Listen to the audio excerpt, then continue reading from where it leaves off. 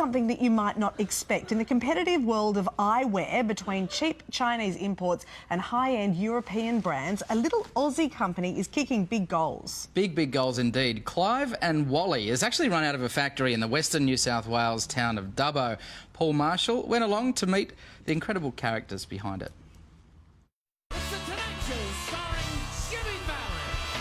From the NBC Tonight Show in New York to downtown Dubbo. Connected by spectacles. Clive and Wally, a crow and a wombat for mascots, are Australia's last commercial eyewear manufacturers. We're the last of the factories, last remaining one, yes, that's it. In Dubbo? In Dubbo, right here in Dubbo, yes. Gino Trigati and his business partner bought the little factory 2 years ago, saved it.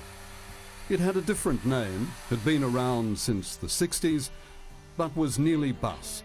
I worked in the hot dip galvanising industry for over 20 odd years. Hot dip? Galvanising steel structures. So what did you know about making glasses? Absolutely zero. I had no idea how they even started them. They start, as Gino learned, out the back.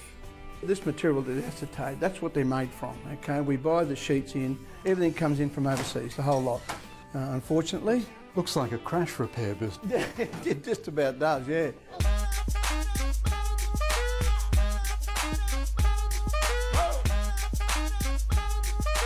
The frames and arms are cut from the plastic, the machines computer controlled, but not entirely robotic. Like that. Like this? Sideways. Sideways? Yep, away. Look at that. Once they're shaped, it's out the back again. Now they go into the process of grinding where all the sharp edges are taken off, okay? Grinding? Grinding they call it, yeah, it's a grinding. This is the media we use, which is a wood. This comes actually from Germany, right? And away it goes.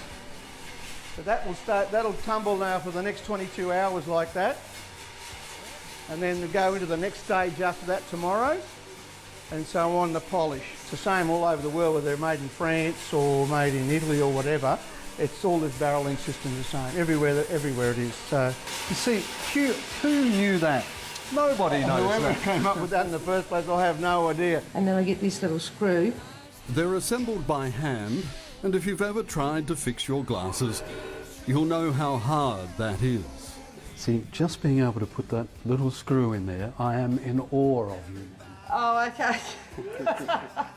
I've done a few of those over the years, so yeah.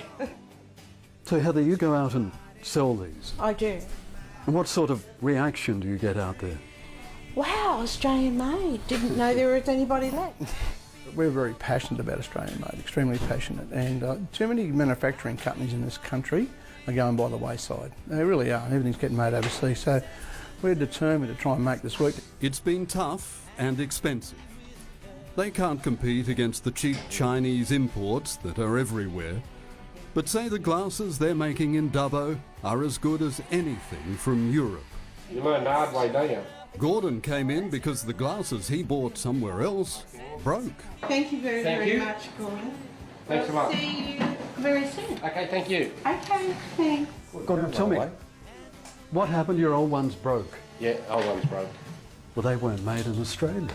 Well, obviously not. They sold 7,000 glasses last year, hope to get to 20,000 in the next 12 months. They've started making glasses for Australian designers and are talking to some international ones. Which brings us back to The Tonight Show. We have a great show tonight. Give it up for The Roots. The show's band is The Roots, and they're big in America. The drummer goes by the name Questlove, and he has 30 pairs of glasses by Australian designer Colin Redman. His Naloka brand made in Dubbo. So the glasses you made are on The Tonight Show in America? That's correct, yes.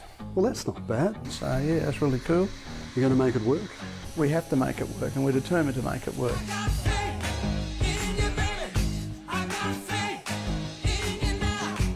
Just give us a go. Yeah, that's all we ask. All yarns. Clive and Wally from Dubbo. That's correct. Who knew? Yeah, who knew? That's right.